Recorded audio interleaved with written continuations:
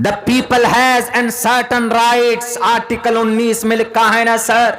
अब हमको प्रोग्राम करने में किसी की भी परमिशन की जरूरत नहीं। आपको अब दावत दे रहा हूं, दावत, क्या आप आइए हमारे प्रोग्राम में शरीक होइए। अभी तक तो आपसे परमिशन ली थी बिकॉज यू आर पदाधिकारी, you are protector and you should protect us. आपको हमारी रक्षा करनी चाहिए, लेकिन अब आपको न्योता दे रहा हूं, दावत दे रहा हूं कि आइए आप उस प्रोग्राम का एक हिस्सा बनिए। रोकिए आप। रही बात जो अगर वहां पर कुछ गलत होता है तो I am responsible, I will be responsible. मेरे हाथ में हथकड़ी डालकर जेल में डालिएगा, मैं प्रोग्राम करूंगा और कोई भी बात ऐसी नहीं होगी जो देश के खिलाफ हो, देश के विरोध में हो, देश के हक में होगा। मेरी ये तकरीर थी किसी जमाने की और अल्हम्दुलिल्लाह हमारा प्रोग्राम सक्सेस भी हुआ, कोई नहीं रोक पाया। तन्हा दो जवान खड़े थे, एक का नाम अब्दुल्ला सालिम, दूसरे का नाम मौलाना फैयाज। पूरी बातिल ताकत देखती रही, लाखों का मजमा उस प्रोग्राम में था। अकेले आपके इस भाई ने खड़े होकर वहां के लोगों को एहसास दिलाया कि जब ये हमारी इस देश की नागरिकता के लिए लड़ रहा है तो हमें इसका सपोर्ट और इसकी मदद करनी चाहिए। पूरे कौम के मर्द औरत सब के सब लोग साथ आए। एक जवान खड़ा हुआ तो कौम पीछे उनके साथ आ गई। जब ये तकरीर हमारी उसने सुनी तो गोधरा की सरजमीन पर जब से दंगा हुआ तब से लेकर आज तक वहां कोई प्रोग्राम नहीं होता। हमारे मुसलमान वहां 27 करोड़ की मस्जिद है, वहां पे 13 करोड़ की मस्जिद में जुमे की नमाज हमने पढ़ाई। सीरत का प्रोग्राम, एक भाई अनस साहब, भाई हारून साहब, उन्होंने कहा कि मौलाना अब्दुल्ला साहब, हम लोगों ने हिम्मत जुटाई। हमने कहा कि पूरे आपके इतने सालों में 10-15 साल में प्रोग्राम नहीं हुआ धार्मिक, आपको कैसे ये हिम्मत आई, आपने कैसे ये प्रोग्राम किया। उन्होंने कहा कि मौलाना आज भी मोहल्ला मेरे मुखालिफ है, हमने सिर्फ आपकी एक तकरीर सुनी थी जिसमें आपने कहा था भारत के संविधान का हवाला देकर, हमने भी बिल्कुल वही तरीका अपनाया। जब मैं स्टेज पे बयान करने पहुंचा तो कोई भी हमारे वहां के दानिश्वर तबका या समाज का कोई बड़ा तबका वहां पर नहीं बैठा था। उलमाए किराम की तादाद भी नहीं थी वहां पर, कि न मालूम पता नहीं क्या होने वाला। और मजमा इतना बड़ा, ऑडियंस इतने सारे, ऐसा लग रहा हो कि जैसे वहां उनकी जिंदगी में पहली बार कोई प्रोग्राम हो रहा है। हमने संवैधानिक आधार पर बात की। वहां के अल्हम्दुलिल्लाह जब बात शुरू हुई तो वहां के जो प्रमुख साहब थे, संजीव नाम के शायद, वो भी आकर बैठे और हमने उनको इतनी तकरीरें सुनाई, उसमें उनके ग्रंथों के हवाले से, श्रीमद् भगवद गीता के हवाले से। हमने कहा कि Sanjeev sir, and your holy books tells us and tell the human beings on the earth, दुनिया के ऊपर बसने वाले इंसानों को आपको आपका श्रीमद् भगवद गीता कहता है तस्मात् शास्त्रम प्रमाणम ते कार्य अकार्य। कौन सा काम कार्य का लायक है, कौन सा काम नकारने के लायक है, कौन सा काम करना है, कौन सा काम नहीं करना है। The explain Shrimad Bhagavad Gita then tells you and us, because Shrimad Bhagavad Gita has been written, लिखी गई वो किताब 2700 years back by Sanjeev, by Ved Vyas, इन महाभारता मैदान, महाभारत के फील्ड में वो किताब लिखी गई। और वहां पर लिखा श्री कृष्ण जी के उस स्पीच को कोट किया जाता है तस्मात् शास्त्रम परमाणम ते कार्य। हमने वहां पर उनको दावत दे दी, जनाब संजीव कुमार साहब को, प्रमुख साहब को, कि सर आप बड़े ओहदे पर हैं। उनकी तबलीग कर दी कि बड़े ओहदे पर है, सबसे पहली बात तो हम ये दुआ करेंगे कि अल्लाह तबारक व तआला आपको अकीदे तौहीद की समझ दे, हिदायत की तौफीक दे। दूसरे नंबर पर आप यहाँ के इस शहर के मेयर और इस शहर के चेयरमैन हैं आप, तो आपसे हम ये कहेंगे कि कार्य अकार्य व्यवस्थित हो, उन कामों को कीजिए, उन चीजों को कीजिए जिनका तज़किरा आपके श्रीमद् भगवद गीता के अंदर जिनका वर्णन किया गया। कार्य अकार्य व्यवस्थित हो, गिनातवा शास्त्र, अपने ऊपर जो आपका खुदा जो भी बैठा होगा जो लड़ने लड़ाने की राजनीति करता है, दंगा फसाद करने की उनकी नहीं मानिएगा। आपके सामने वो बड़े कि श्री कृष्ण जी बड़े, उन्होंने कहा कि श्री कृष्ण जी बड़े। हमने कहा कि श्री कृष्ण जी फिर यही कहता है, यशास्त्र विधिमुत्सृज्य वर्तते काम कार्तान्न सिद्धिम वाप्नुति न सुखम न पराम गतिम। जो इंसान मेरी बात नहीं मानेगा, मेरे फरमान को नहीं मानेगा, वो इंसान नरक में जाएगा। ना स सिद्धिम वाप्नुति, उसको शुद्धि प्राप्त नहीं हो सकती। हमने कहा साफ लफ्जों में लिखा है सर, आपको वो काम करना। उस बच्चे की मेहनत से 2-3 जवान खड़े हुए, 15-16 साल के बाद वहां पर प्रोग्राम ऑर्गेनाइज किया जाता, 18 साल के बाद।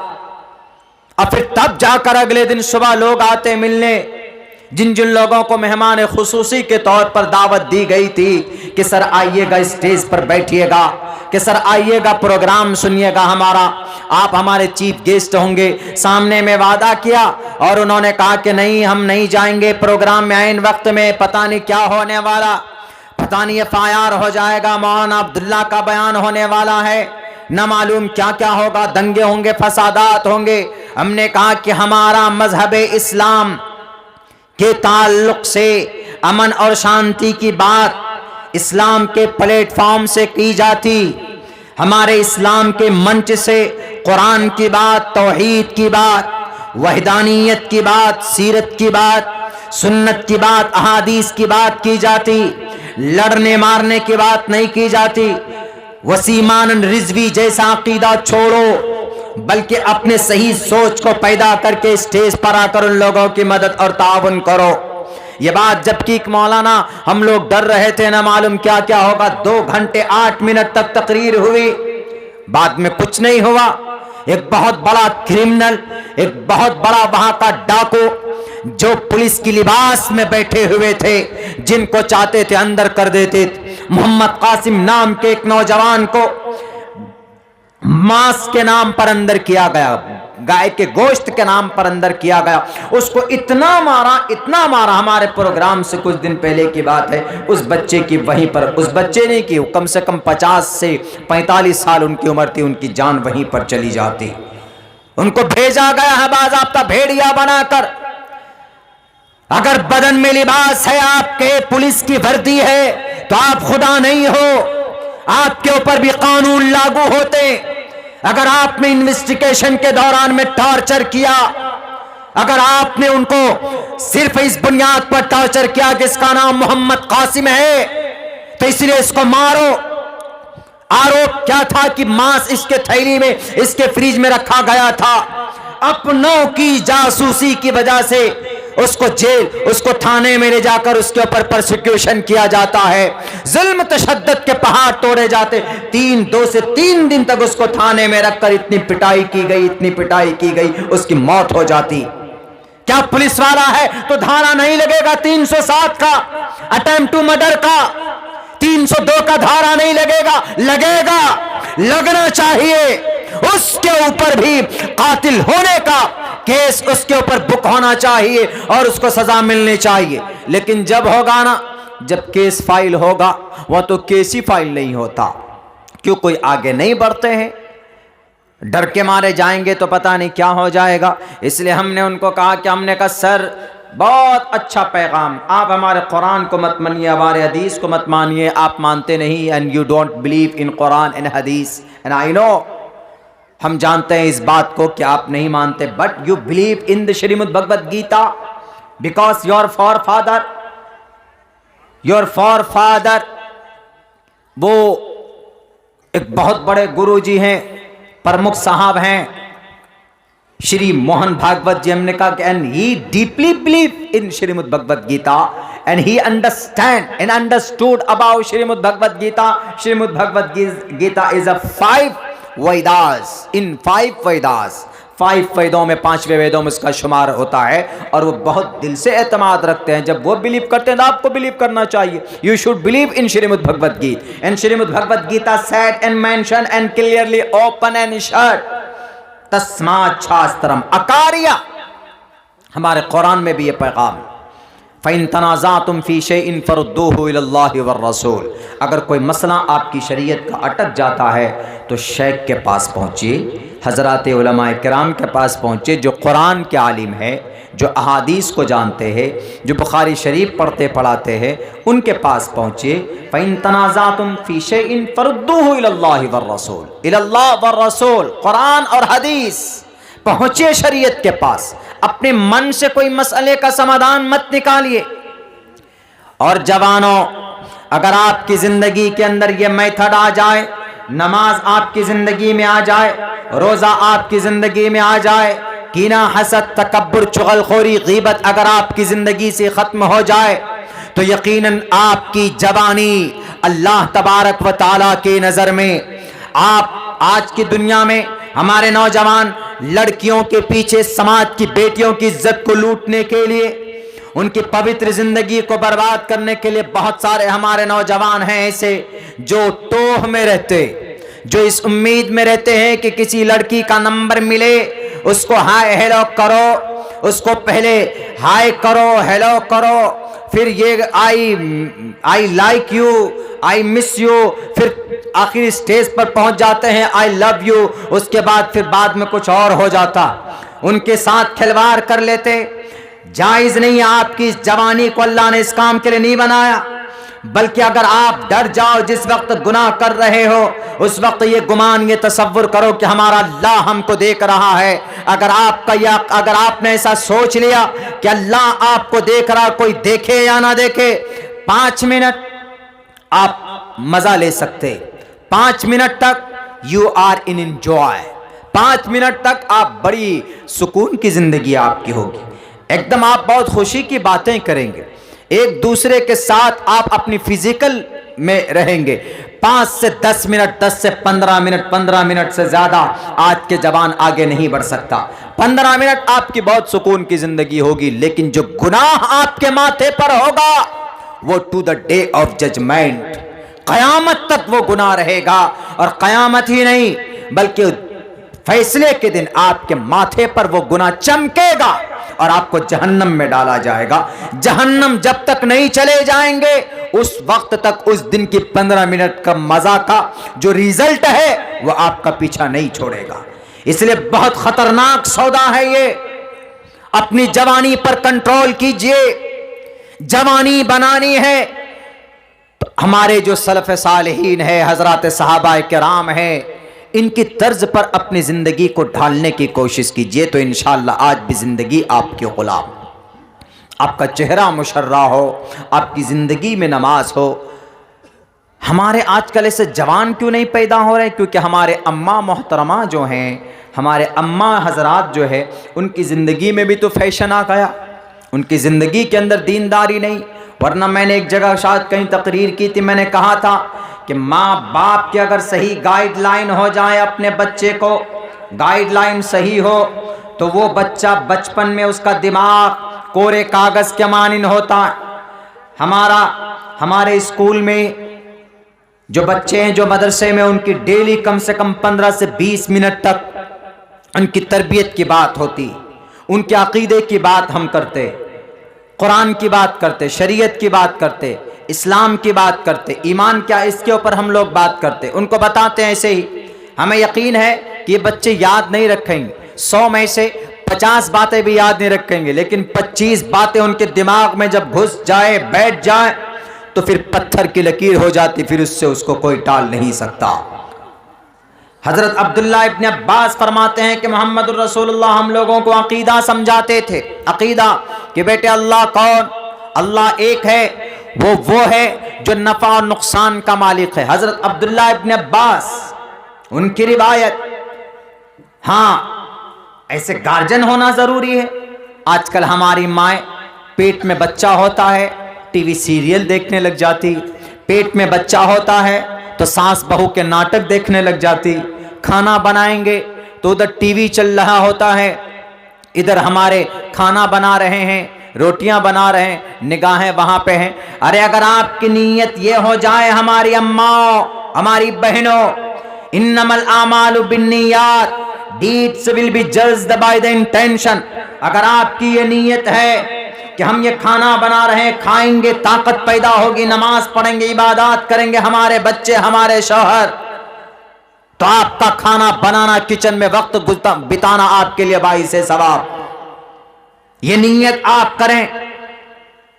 कुरान करीम आपको याद है तो खाना बनाते समय कुरान करीम पढ़िए, तिलावत करते रहिए।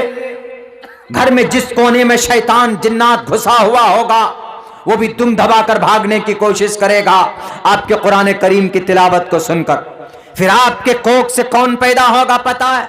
आपके कोख से मोहम्मद बिन कासिम पैदा होंगे, आपके कोख से आपके कोख से बड़े बड़े सुल्तान सलाहुद्दीन अय्यूबी, मूसा बिन नसीर पैदा होंगे। आपके कोख से अल्लाह का वली पैदा होगा। आपके कोख से आप उस बच्चे को जिधर ले जाना चाहेंगे, डॉक्टर बनाएंगे कि आलिम दीन बनाएंगे कि हाफिज कुरान बनाएंगे, आपका बच्चा फिर वैसा बनेगा।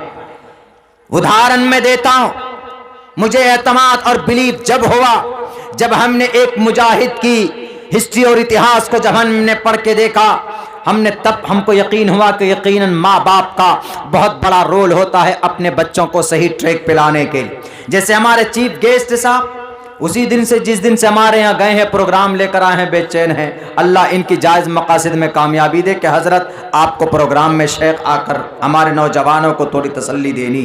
हमने कहा कि आप तसल्ली रखिए, मैं इंशाअल्लाह आपके प्रोग्राम में ज़रूर आऊँगा। तो जैसे ये अपने बच्चे की केयर कर रहे हैं, बच्चे को पढ़ा रहे हैं, बच्चे को डॉक्टर बनाना, बीएड की ट्रेनिंग दिलाना, इट्स नॉट बैड थिंग, ये कोई गलत चीज़ नहीं, it's very good thing. But before all things, I suggest you, and you have to educate your child as a concept about God. उससे पहले आप तरबियत भी करते रहें इसी बीच में अपने अकीदे के बारे में, अपने मजहबी तालीम के बारे में। आप बच्चों को बीएड की तालीम ट्रेनिंग करवाइए, आप बच्चों को एमबीबीएस की तालीम दीजिए, आप बच्चों को जो चाहें वो कराइए। इस्लाम डजंट डिनाई, इस्लाम आपको कहीं से कहीं तक मना ही नहीं करता है, मना नहीं करेगा कुछ भी बनी अब बनाइए। इस्लाम में इसका वजूद है। ये तो 1842 में कुरान को अलग कर दिया, साइंस को अलग कर दिया, वरना एक ही मकतब में एक ही मदरसे में बैठकर गज़ाली बनते थे लोग और अल बैरूनी बनते थे लोग। गज़ाली वो एक बहुत बड़े अल्लाह के वली बने और एक तरफ अल बैरूनी एक बहुत बड़ा साइंटिस्ट बना, दोनों क्लासमेट एक ही जगह पर बैठकर पढ़ते थे। वो तो बाद में अंग्रेजों की ये चाल, इनके चालों को नाकाम करने की जरूरत है। लेकिन हमारे बच्चे सही ट्रैक पर कैसे आएंगे? हमारे माँ बाप की आवश्यकता। कहाँ गया हमारे माँ बाप के बारे में एक बहुत बड़ा आर्य समाज का बानी, वो अपनी वो किताब लिखता है इस्लाम के खिलाफ। उसकी किताब पढ़ लीजिए, सत्यार्थ प्रकाश, पूरी पहले समुल्लास, दूसरे समुल्लास, तीसरे समुल्लास, चौथे समुल्लास पढ़िए, वो इस्लाम के खिलाफ में पहले कोट करता है, कोट करने के बाद में फिर वो इस्लाम के खिलाफ बोलना शुरू कर देता। उसने एक बहुत अच्छी बात लिखी, उसने एक बात लिखी, मातृमान पितृमान चार्यावान पुरुषो वेदः। माँ बाप टीचर किसी बच्चे की जिंदगी को किसी पुरुषो वैदः, पुरुष इंसान, वैदः का मतलब ज्ञानी, किसी बच्चे को ज्ञानी बनाने के लिए 3 लोगों का बड़ा हाथ होता है। 3 आदमी होते हैं उसकी लाइफ में जिसका बड़ा हाथ होता है। एक पुरुषो वैदः, मातृमान माँ, पितृमान पिता, चार्यावान उनके टीचर। आपका बच्चा बड़ा हो गया, स्कूल के लायक हो गया, मदरसे के लायक हो गया, मदरसे में डाल दिया, तो अब उस बच्चे के अकीदे की, अब उस बच्चे की जहनी, उसको आगे लेके चलना, तालीम देना, उसकी तरबियत करना किसकी जिम्मेदारी? टीचर की जिम्मेदारी हो जाती। फिर आपकी नहीं होती, माँ बाप की कम होती जितनी उनकी होती। इन तीनों, ये तीनों लोग सही मिल जाएं किसी हमारे नौजवान, किसी बच्चे की जिंदगी में, तो वो पुरुषो वैदः, वो पुरुष तो होगा लेकिन ज्ञानी होगा, वो अक्लमंद होगा। मोबाइल रखेगा तो वो पोर्न वीडियोस नहीं देखेगा, मोबाइल रखेगा तो वो हॉलीवुड, लॉलीवुड, टॉलीवुड की पिक्चरें कम देखेगा भी कभी, लेकिन उससे पहले वो 5 वक्त की नमाज का पाबंद होगा। क्योंकि मदरसा माँ बाप दीनदार होंगे तो कहेंगे कि बेटे अकीमुस्सलाह, नमाज कायम करो, नमाज पढ़ो। बेटे तुम जवान हो ना, शाबुन नशा फी इबादतिल्लाह, अगर तुम अल्लाह के अगर जवान हो, अल्लाह की इबादत में ज़िंदगी गुजारोगे तो तुम जन्नत में जाओगे। और सुनो बेटे, ये जो तुम्हारे 20 साल से लेकर 45-50 साल की उम्र है, 55 साल की उम्र है, वान शबाबी फीमा अपना, अल्लाह पूछेगा कल क़यामत में। ये चीज़ें जब बच्चे के दिलो दिमाग में बिठा दी जाएंगी तो हमारा वो बच्चा वो फिर सही रास्ते पर आहिस्ते आहिस्ते आता जाएगा। फिर वो अपनी जवानी का मिसयूज़ नहीं करेगा, फिर वो अपनी जवानी का गलत इस्तेमाल गलत जगहों के ऊपर खर्च नहीं करेगा। किसी लड़की को पटाने के लिए, उसके नंबरात हासिल करने के लिए अगर कहीं चक्कर लगाना पड़े किसी स्कूल के गेट का या किसी यूनिवर्सिटी के दरवाजे का, तो वो डेली 100 रुपए का तेल नहीं फूकेगा, बल्कि वो समझेगा, सोचेगा कि मातृमान पितृमान चार्यावान पुरुषो वैदा, कि भाई हमारे माँ बाप तो ऐसे हैं, ऐसी तलकीन कर रहे हैं। और बड़े ही खुशकिस्मत है वो माँ व बाप, परशस्ता धार्मिकी विदिति यशसा मास्मगमः, बड़े खुशकिस्मत हैं वो माँ बाप जो बच्चे के गर्भ से, यानी बच्चा गर्भ में जाने के बाद हमल गर्भ धारण से लेकर उस बच्चे की जन्म तक, पैदाइश तक, वो उस बच्चे की परवरिश करती हैं, देखभाल करती हैं। वो माँ बड़ी खुशकिस्मत होती। मेरे भाइयों, यकीन के साथ मैं आपको यह बात कहता हूँ, उदाहरण हमारे सामने मैंने कई जगह बयान किया, यहाँ पर भी आप लोगों को सिर्फ एक नसीहत के तौर पर मैं बताने की कोशिश करूँगा।